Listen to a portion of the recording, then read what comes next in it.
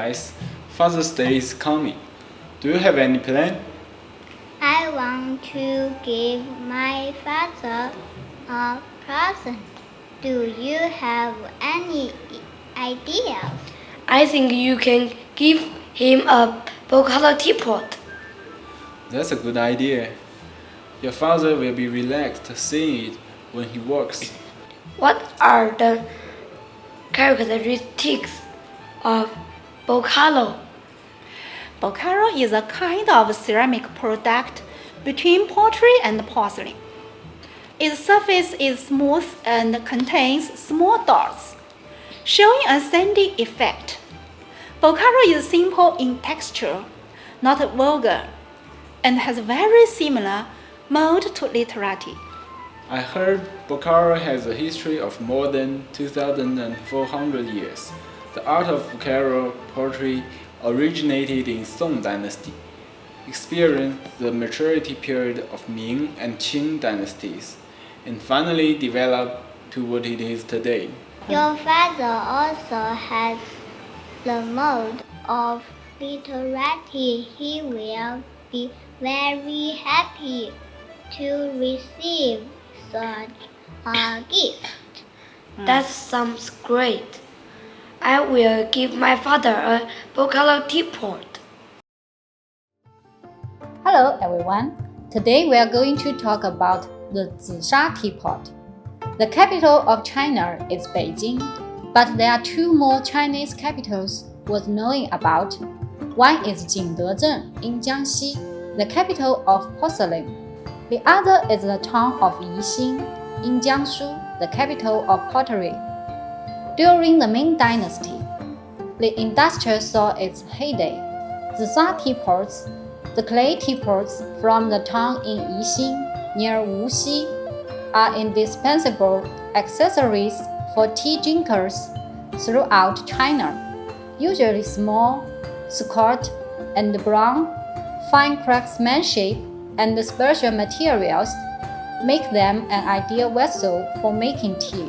The fired clay is uniquely able to bring out the flavors of tea leaves during brewing. Since the clay is absorbent, unlike porcelain or metal, some of the flavor is absorbed into the pot during each brewing. This gives the tea a richer and more mellow flavor. After using a pot many times, the pot itself can flavor boiling water without adding any fresh tea leaves. Much of the unique quality of Zisha teapot comes from the special dark brown clay they are fashioned from. The clay is not simple dark from the ground, but is actually made from logs unique to the area, ground into powder and mixed with water.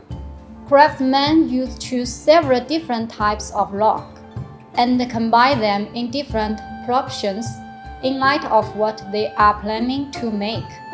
The different colors of the burst Zisha pottery come from different colored clays, not from paint or glazes. So pieces with several colors actually use several different clays.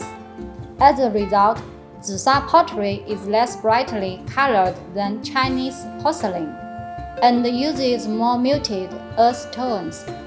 Since the clay absorbs flavor, you should keep the pot clean by washing it with warm water once you finish drinking, but never clean it with soap.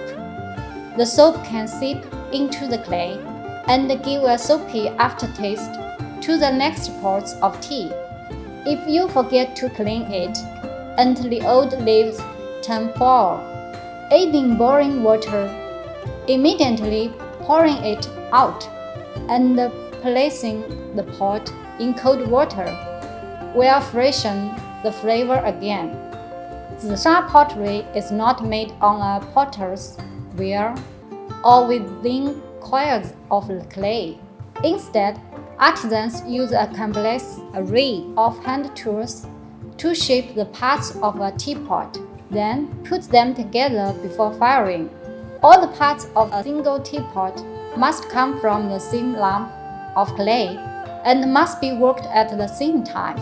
Otherwise, differences in the consistency of the clay or changes in air temperature or humidity of the environment while it is worked could cause cracks and breaks when the pot is fired. Each pot is made of 5 parts: base, lid, walls, spout, and handle.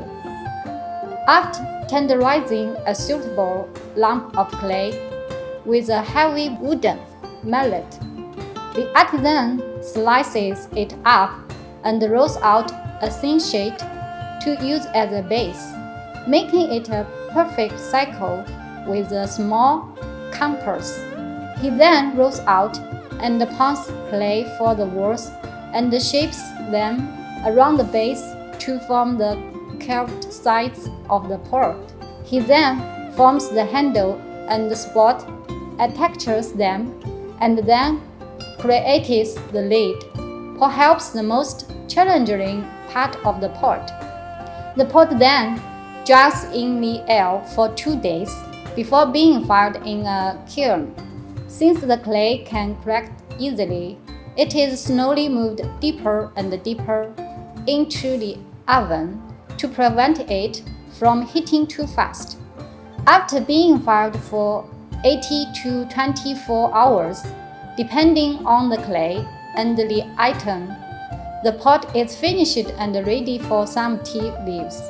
This seemingly simple process is actually quite demanding, especially for the simplest and least decorated pots, for while small imperfections can be hidden underneath decorations or carving, even the smallest flaws or imbalances in the shape of an undecorated pot are obviously, even to an untrained eye, while round anodont teapots, differing in shape and curve, are a classic favorite.